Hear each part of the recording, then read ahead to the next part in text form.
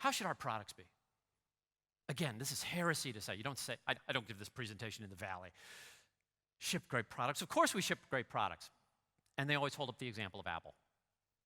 And this is the very first Square reader. Now, Square's not really around in Europe, and so I would probably have to give you a little context as what this device is. This is a very simple device. It plugs into the audio jack of a smartphone, and then you can swipe a credit card through it. So we've got millions of these things all over the States. You've got actually a Square copycat over here called iZettle. Actually, I like those guys because they actually credited us with the idea. They just, got it working in Europe before we did. But this was actually the first Square reader that I built. And at the time, Square was 3 guys. We had Tristan doing software. We had Jack, my partner. He was writing the server. And I was the guy that had to build all the hardware, right? And so Jack and I had a demo with Steve Jobs. And I was freaked out because I was the guy that built the hardware. And Steve is a design fanatic. This is a guy who couldn't buy a washing machine for his house. This is a guy who is known to throw things if he didn't like them. And we have a device that I have to put in front of this man, and I was freaked out about this. So what I did, I went to the Apple Store. I figured, I'll copy some of his stuff, right? So I go into the Apple Store, and I start looking around, and I'm seeing, what's he building? And I looked at these beautiful machines, and they were all this brushed aluminum. And I said, Steve likes aluminum. So I went out, got a block of aluminum, got a milling machine, milled out everything, got the electronics packed in this thing. It took a double all-nighter for me to get this thing to work, but finally, at the last minute, it starts working, and I test it out, and it's great. Now, Jack's the one who's going to do the demo. I'm not actually going to get to meet Steve, so I'm like, okay, man, here it is, try it out, it works. I show him it works, I hand it to him, it doesn't work. He hands it back to me. No, man, look, it works. Hand it back to him. Doesn't work. I am freaking out. Well, it turns out the difference was that when I swiped the credit card, I just held the phone like this and just went right through. Whereas Jack, because the tendency of this device was to swivel in the microphone jack, he would hold it with his fingers, and of course, that picked up his heartbeat, and aluminum is electrical conductor, and the grounding port is the 3rd, not the 4th conductor on a microphone jack. So I had essentially built a cardiac monitor.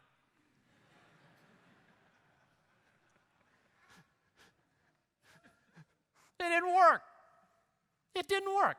No time to build a new one, but here's the thing. It got us through. It got us what we needed. It did the demo that we needed to do. And then after 2 days, I went back to plastic, and all the rest of it in plastic. There's nothing wrong with shipping something that's great. But if you use greatness as an excuse for not shipping at all, then you cancel the demo. Sometimes you got to go with good, and then be fast about correcting the mistakes. The stuff that everybody knows doesn't work might work now. There were companies that tried to do what Square was doing before we did it. There were innovative payment efforts before Square came along, but it turns out they may have been too early. That stuff didn't work then, but why did it work now? Oh, I don't know. We got better communication now. We got Dropbox, Every day the tools get better. Every day the network gets better. Every day the communication gets better. Things that were impossible yesterday and that the experts truly tell you are impossible, well, that can be possible. So don't get depressed. What's it feel like? What does all this feel like? What's it feel like to innovate, to be an entrepreneur? I really had trouble with this one too. And I was trying to come up with a business example, but I couldn't. The best I could come up with was a ski trip that I took back in college. And this was back when I was a student, and some of my classmates had a condominium in Steamboat Springs, Colorado. And it was, great skiing. And there was this big blizzard supposed to come in, dump a ton of snow on the mountain. And so I rented a car. I was in Colorado at the time. Rented a car. Never forget this. It was a white Toyota Tercel. And I started driving towards the mountain. Unbeknownst to me, they closed the road that I'm on. And over the course of about 20 minutes, my view of the road went from this to this. I couldn't see anything. And the only thing that really saved me was in the United States, every mile, they put a post with a reflector on it, and it's like that little thing. It's got a little post and a reflector. Now, here's the problem, folks. I couldn't see for a mile. And the smart thing to do, the logical thing to do, is to pull over. And I'm not like my friend Bob. I'm a guy who believes in pulling over, but I've also had a lot of math, and I can't stop myself sometimes from doing math in my head. And here's the math that I'm doing. I am driving a 2,700-pound white Toyota Tercel. Somewhere behind me is a plow truck that weighs 16,000 pounds, is driving at 60 miles an hour by a guy who's probably been awake for a day and a half.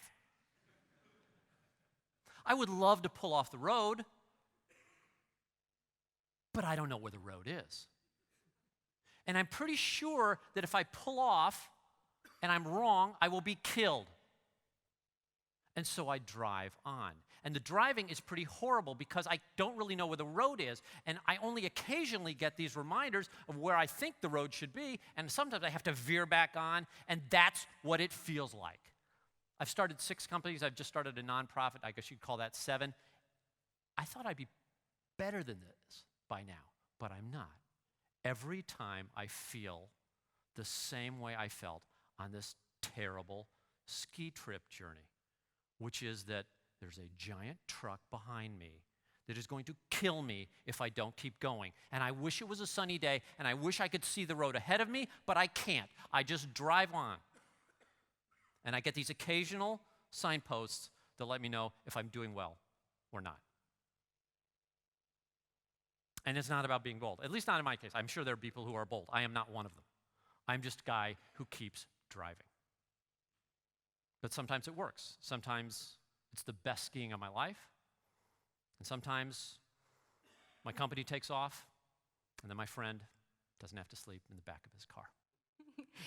The reason why I bring this up, because I think it tells a lot about your dedication. And the same dedication was in place when you hooked up with co-founder of Twitter, Jack Dorsey, like you explained on your presentation, and the two of you invented Square. But could you just describe the process from idea to let's do it for you guys as a team? Okay, so I don't think of Jack as the founder of Twitter. Co-founder. Co-founder of Twitter. Yeah.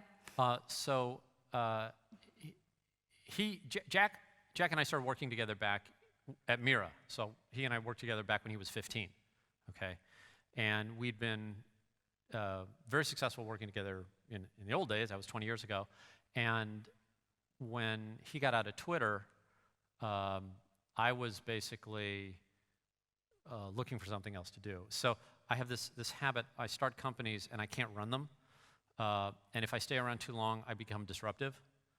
So not in the good way, or right? No, not in the good Silicon Valley way. But like, I tend to overstress the organizations by doing too much. Okay. And so I've recognized this pattern, and so I just try to keep moving on. And I was really overstressing our glass studio, which had really achieved worldwide status. We just hosted the World Glass Art Conference. We were doing a lot of stuff. But I was like, oh, we could do this. We could do this.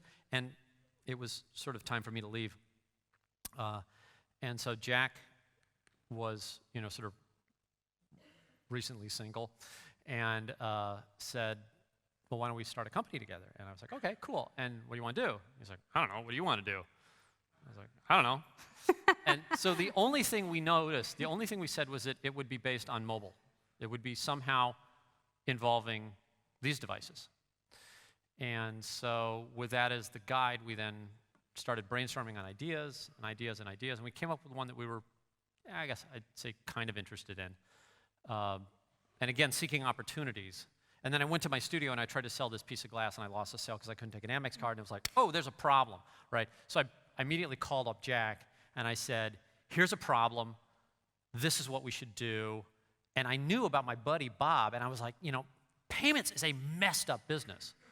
Like, it is a very, very dirty business in a lot of ways. And I knew that because I was a small merchant. And so I was like, oh, we could do something here. And Jack, embraced it very quickly. He was like, oh yeah, that's great. And so that's how Square started.